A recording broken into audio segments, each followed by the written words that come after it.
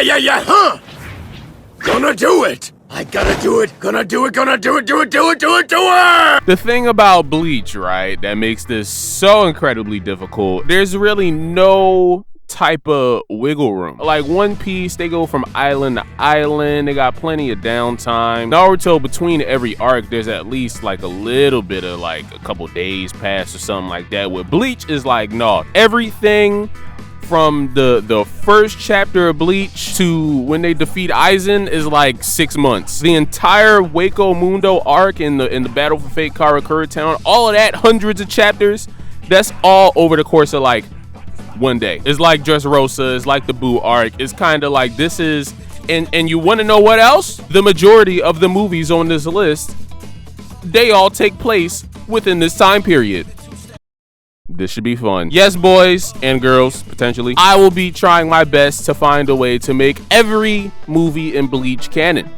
Is it possible? Once again, I'm gonna try and keep the what ifs to a minimum. Let me know down below your ideas for how you think some of these movies can work. And if you can, leave a like, because this definitely has to be the hardest one that I've done so far. Let's just get straight into the video.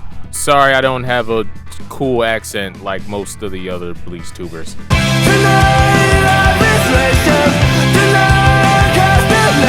Oh yeah, I forgot to tell you, I'm gonna do all the filler arcs too. Surprise, motherfucker. Right out the gate, I think this arc is kind of awesome. Controversial, I know. Part of the reason why, though, is because it doesn't really feel like filler. I guess except for that one episode where the entire story gets put on pause for some reason, so the mod souls can just troll Ichigo all day long. Now, how can I make this canon? One of the major plot lines in this arc focuses on Uryu, who was still suffering from the effects of using Quincy Lezard Steel in the last arc. So clearly, this takes place after the Soul Society arc, for a whole lot more reasons than just Uryu's lack of powers. Ichigo has his Shikai and Bankai. There's a meeting with the captains at the start of the arc about Aizen and his great betrayal. Renji's here. You know, if you've read Bleach, I shouldn't need to explain this. Another thing about this that makes my job just a little bit easier, Bleach and Kubo does tend to give us a lot of exact dates for things. Case in point, the Arrancar arc starts on September 1st because that's the date of the first day of school at Ichigo's high school. Speaking of school, this, however, though, is when we run into our first roadblock. Shinji shows up on the first day of school, observing Ichigo. But in the anime, this is what's happening during the first day of school, in like the first week of school, actually. And Shinji just shows up later. How about for the Bount Arc, school just begins a week or two early? Is it a what if? It doesn't really affect anything. Keigo and Chizuru were, you know, super excited and all that to see their friends again after summer break. But let's not pretend like they don't act like this every day, right? Another way we could take this, instead of school starting early, maybe Shinji and Ukiura and I guess subsequently Team Toshiro, maybe they all just pop up later in the human world. Again, shouldn't really affect too much. Aizen's invasion happens in November. This is all happening in September. Shit only really starts to become time sensitive about a month out, at least in Ichigo's case, because it took him around a month to learn how to use his hollow mask, which he needs to fight the Arrancar. What if Shinji simply just took his time, more time, to spy on Ichigo from the shadows before deciding to pose as a student trying to recruit him to the Vizards? Ukiura and Yami only really show up because they're both impatient. Aizen does send them on the mission to go to the human world and gain information on Ichigo and his power. We all know Ukiura's personality. He be doing too much. The teacher's pet that he is, we all know that he probably jumped the gun. Yami as well, because he's just battle hungry. They did not have to go to the human world right away. But we all know Ukiura probably wanted to in this condescending haste to disprove any intrigue that Aizen might have for Ichigo. Jealous much. And then, of course, Toshiro and his crew, they only really show up in response to Ukiura and Yami's appearance. So yeah, just to wrap up, back to the Bount Arc. Whether or not the Bount Arc happens during this hypothetical early back-to-school season for Ichigo and all of his friends, or if Shinji and Ukiura simply take their time, this should allow enough space for Kadia and the Bounce to make their move and do this arc. It should also explain why Ichigo was back in school for this arc without any Arrancar disturbances, right? And it should also still leave us with enough time for Ichigo to do his visor training, because this arc was only like a week or two, maybe just like a week. It wasn't that long, but you know, it was at least a few days.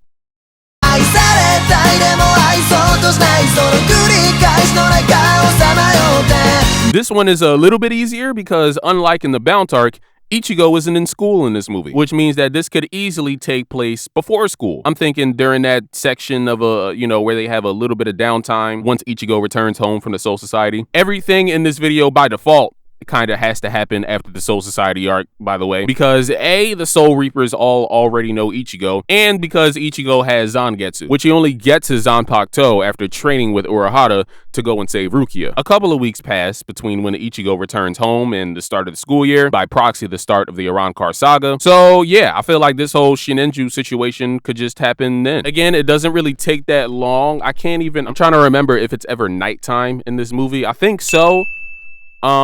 But yeah, this didn't really last like more than a couple days max. There is still a slight issue though with this movie, and that's Rukia being here. Back in Karakura town, patrolling with Ichigo despite making this huge stink over choosing to stay in the Seirete at the end of the Soul Society arc. I guess this moment can still happen. Unfortunately, it just gets undermined. You could just say this is like that weird transition period before they found a replacement for Rukia, before Kurumadani shows up, so Rukia just has to go back and still do her job, kinda, even though she's, Imagine building up all this resolve to come to the decision to leave your friends behind, only to show up the very next day because your job made you. Awkward.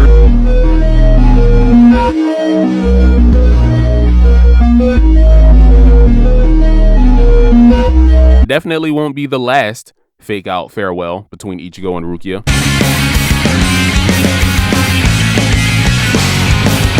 So at first, I was just going to have this take place around the same time as Memories of Nobody. Towards the end of the summer break, before school starts, at some point during manga chapter 182. But then we have this one scene here where Uryu pulls up, wipes out a bunch of hollows. It's beautifully satisfying to see this. Horrible for the bitrate. But so this means now that my summer break theory has completely fallen through, because Uryu only gets his powers back during the Visored arc, after the school year starts, during that month-long period where everyone is training. And also Chad is here. He pulls up and uses El Directo, which is a technique that he only acquires after his training, completing his right arm transformation and all that. What if Uryu and Chad just start their training early, immediately once they return home from the Soul Society? Ryuken did forbid Uryu in exchange for this from in any way assisting the Soul Reapers after this, but when has that ever stopped Uryu? And then, let's be real, Ryuken's just a big softy anyway. This was never really a real rule. Ishin literally calls him out on this when Ryuken chooses to do nothing after finding out that Uryu broke his rules to go to Wako Mundo. As for Chad's situation, I guess Renji wouldn't be there to help him train, but I mean, Chad originally wanted to train with Urahara anyway. After this, Urahara can just get some free labor out of Chad as a means for compensation, just working at the shop part-time. So, by the time Renji shows up later with the rest of Team Toshiro, they can still train together if they want. Speaking of Team Toshiro in the human world, all of them, Toshiro and Rangiku specifically, because they're a huge part in this movie, they should be free and available to be escorts for the transport of this ancient magical artifact, because the Arrancar haven't shown up yet. All of this should be perfectly squared away. I could just move on from this right now if I wanted to. Psych! Then, at the end of the movie, our boy Ichigo surprises us and uses his hollow mask, which fucks everything up. I'm just gonna have Ichigo start his training early too. Instead of pulling up on the first day of school, in this timeline, Shinji pulls up the very next day after Ichigo comes home from the Soul Society, and he just cuts straight to the chase. The Arrancar only show up once school starts. It's just that this time, the only difference being with that Ichigo would already be mid-training, just taking a break to live a regular life. At least trying to start the school year off on the right foot, before disappearing again for a month to complete his training once the Arrancar eventually show up. He doesn't use the form for that long in this movie. We could easily say that this is just an incomplete version of him using the hollow mask, even less complete than the first time he used it against Grimmjow. We could even say this is like an off-the-cuff thing. Ichigo just excited, caught in the moment, just was like, blah, hollow powers. Speaking of Grimmjow, I guess this would kind of alter their couple of fights in the human world if Ichigo could already use his inner hollow in a fight, kind of. The same for when he runs into Ukiura and Yami, I guess. Only because it's just like, if he's fighting Grimmjow, right? Why would you not use the hollow mask? I mean, hey, he is a shonen main protagonist. He could have just been testing the waters, you know what I'm saying? I think I might have a better explanation for this, though. Again, for the movie, he would have still been in the very early stages of the training, right? His communication with White still wouldn't be the most reliable thing, in the world, right? It could be causing all sorts of complications for him, prompting Ichigo to go and seek out Shinji and the Visors once again later on in the arc after, you know, he blew them off to try and live a normal life for some reason. That should take care of that, and then from here, the story can just happen as it does. Ichigo and Grimmjow's second battle shouldn't really be affected by any of this because, you know, he would still have the time limit at the end of the day. That's not going to go anywhere. Maybe it's slightly extended because he had a little bit of extra training time, possibly. And then, yeah, it barely changes anything about their first encounter, really just the context surrounding it more than anything else. So to be honest, this isn't even really a what if. The story can still happen. Everything can still happen. It's just, you know, if Ichigo, Uryu, and Chad all start training during the summer, that could explain why they're able to do everything that they're able to do in this movie. It would also explain why they aren't in school, why the Shinigami aren't in the human world yet. Again, there's no Arrancar presence yet. I guess besides Yin and Yang, they would be the first Arrancar to debut in this slightly reshuffled order of events.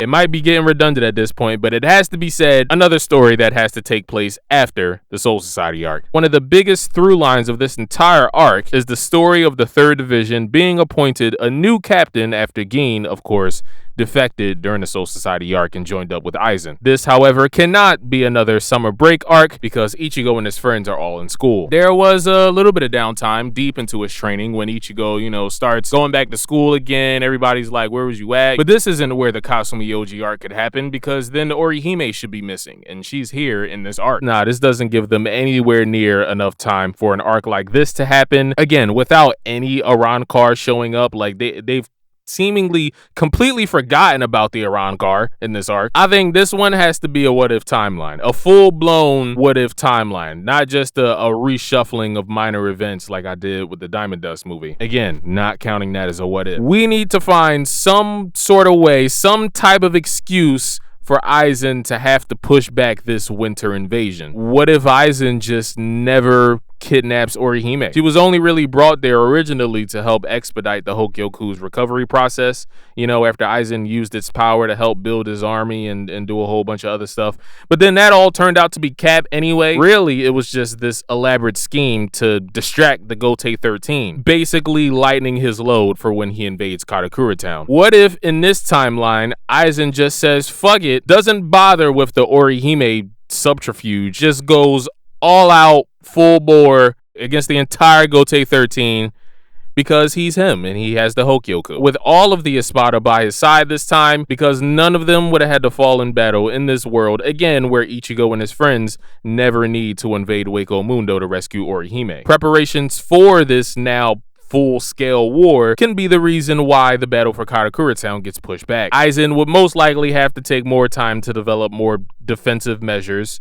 You know, I'm thinking like what he did with Wonder Weiss being a counter for Yamamoto. 12 more Wonder Weisses for everybody else that has weird powers. All of this might end up warranting another cooldown period for the Hogyoku, which Aizen obviously needs the power for this big battle. The whole Visored arc can still happen. Like the initial Arrancar invasion of Karakura Town can still happen, you know, with Grimmjow and Ukiura popping up and all of that. This is what pushes Ichigo to want to master his hollow powers, right? And then after his training, or even towards the end of his training before he's completely done, you know, when he starts going back to school and stuff, that's when Mauricio can show up, Amagai can show up in the Soul Society, and then because there will be no need to take a trip to Wako Mundo, and because, you know, the Arrancar are kind of on the back burner right now, this could be when the events of this arc could happen, and Ichigo has his hollow mask, which makes sense. In the meantime, again, Aizen's just laying low, focusing all of his efforts on the Winter War, prohibiting any Arrancar from traveling to the human world because he needs all hands on deck. The same would apply to the Soul Reapers as well. If any of them are still stationed in the human world, they could all be called back to the Soul Society to, you know, prep for the war, which is why Amagai gets brought in. See? Don't even get me started on how this affects the entire rest of the Arrancar saga. I mean, I guess you could still have all the same matchups. Byakuya versus Zomari, Mayuri versus Xayalaparo, Kenpachi versus Noitora and Yami, just happening in fake Karakura Town, I guess, instead of Wako Mundo. Imagine the absolute chaos. Vasto, Lorde, Ichigo attacking both Soul Reapers and Arrancar alike. I'm sure Kenpachi would absolutely love that challenge.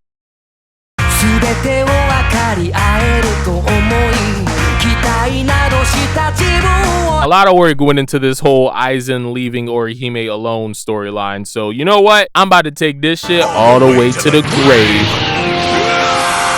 Just like with the Kasumioji Amagai filler arc that I just talked about, this whole movie can also happen during that month or so of extra prep time for the battle against Aizen, with all 10 of the Espada this time, remember, not just the top 3, because nobody needed to get packed up, because Aizen left Orihime alone. Most likely before the Kasumioji arc though, just because of the absolute calamity that gets brought to the Seirei in this movie, thanks to the weird Reishi semen monster. I'm sure the noble families had a great time with this. It doesn't really matter though, because thankfully this entire ordeal in Bleach real world time doesn't really last that long. At the start of the movie, Ichigo loses his memory at night. The next morning, he and Kon travel to the Soul Society, staying overnight, trying to get to the bottom of what's going on.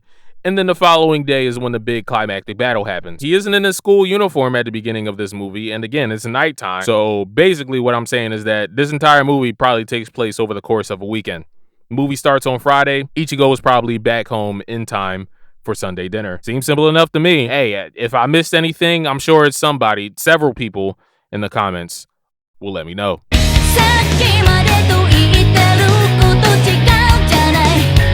Hey, you got me. You got me, all right? This is any reason to use to talk about the swimsuit episode, but here we are. Not really a filler arc. It's definitely not a movie, but, you know, for me, this was absolutely a feature presentation. Relax. Just because it's a beach episode, automatically my brain is kind of like, yeah, this probably takes place during summer break. Again, chapter 182. That's the sweet spot. Just like Memories of Nobody in the DiamondDust movie, they didn't really have that much free time. Again, it was only like a 2-week period. School starts September 1st. Rukia was said to be executed on August 6th. They spend a week after that in the Soul Society just to rest and recover. So again, not that much time, but you know, this episode is like one afternoon. It could literally happen at any random point. This could easily be like the very last day of summer break. Whenever it happens exactly, can we just see the pan up of Rangiku one final time? You pick up your palette knife and then work that into meat. Give your meat a good old rub.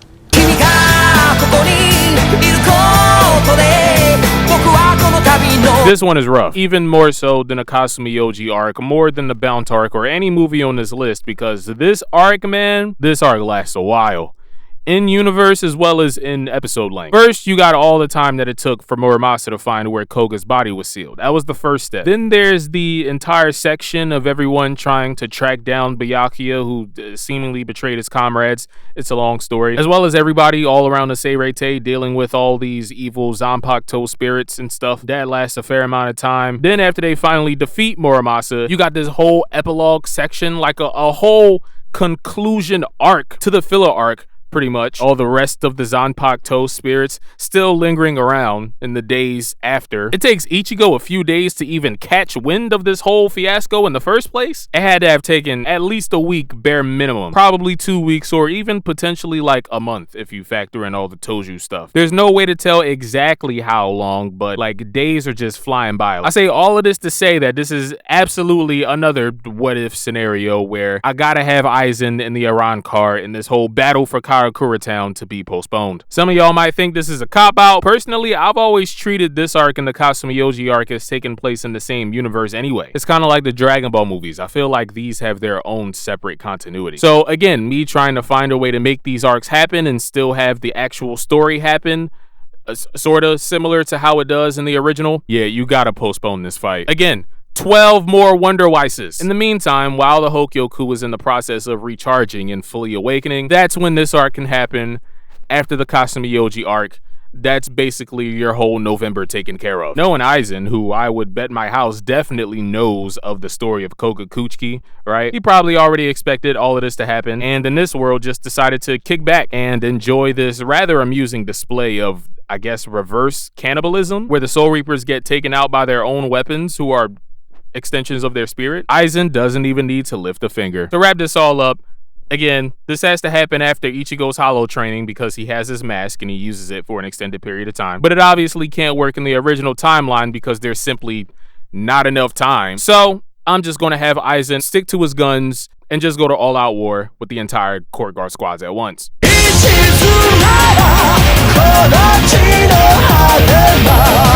Out of all the stuff that I talked about on this video thus far, bending over backwards to make some of these arcs work, this is the worst offender. This movie absolutely cannot happen. Ichigo versus Ulquiorra is literally why this entire movie exists, but if you read Bleach, you should know that Ichigo is Mr. No Days Off. After dying, getting killed pretty much by Ulquiorra, and coming back to life and being healed by the 4th Division, Ichigo immediately leaves to join the fight against Aizen. There was no rest period. And once again, this cannot happen after Aizen is defeated, because then Ichigo shouldn't even be able to make a Getsuga Tensho, let alone be able to holofy, which he does in this movie. I feel like Hellverse happens in a world where Aizen has to be defeated early, which means that Ichigo would then never have to need to train in the Dangai. Maybe it's that insane Kido spell barrage that Urahara uses on Aizen that actually works in this timeline. Maybe Gin, simply in the middle of fighting Ichigo, just says fuck it, decides to blow up Aizen's heart early, right then and there, in front of everybody,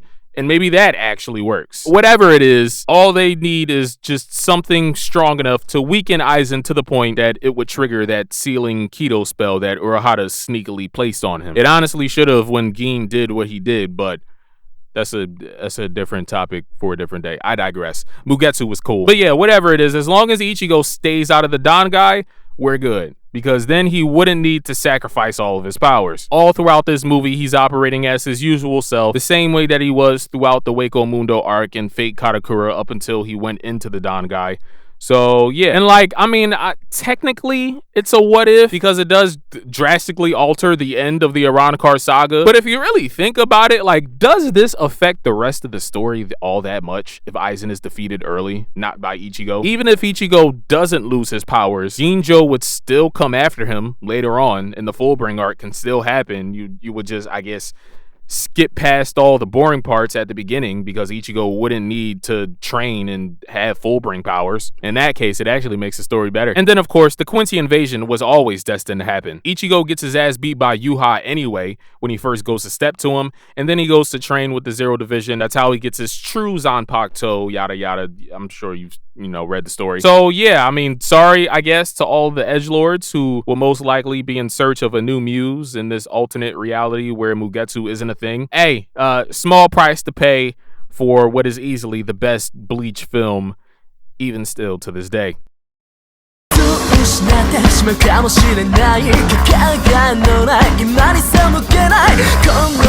Ending things off with what is easily the simplest one of the entire video, because it's the only non-canon story that very clearly takes place after the battle with Aizen. The running plot thread in this arc, after all, is Ichigo struggling with the gradual loss of his Soul Reaper powers after using the final Getsuga. Him still being able to use Zangetsu in this arc and, being a Soul Reaper and stuff, does a little bit contradict this one panel here where Rukia is explaining to Ichigo the different stages in the process of losing his powers, right? That the deterioration of his fighting strength specifically should have been the first one to go, even before he fell unconscious on that day where he defeated Aizen. But I mean, again, this is the main character we're talking about. Not just that, but this is Ichigo.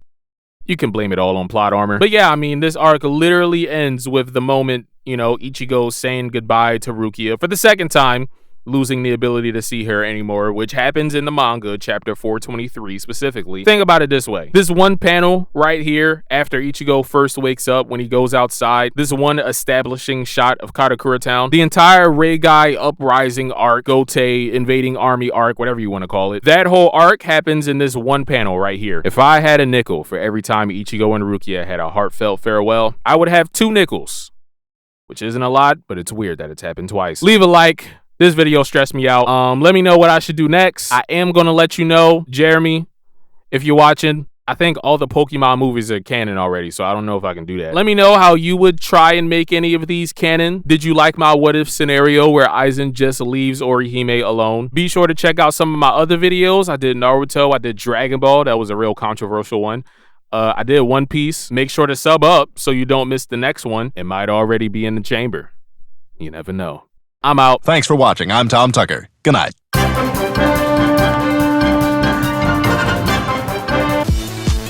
If it's me, I apologize. I'm just high, so sometimes I'll just emphasize. I'm just shy, so I really need to emphasize. After this performance, check my vibe.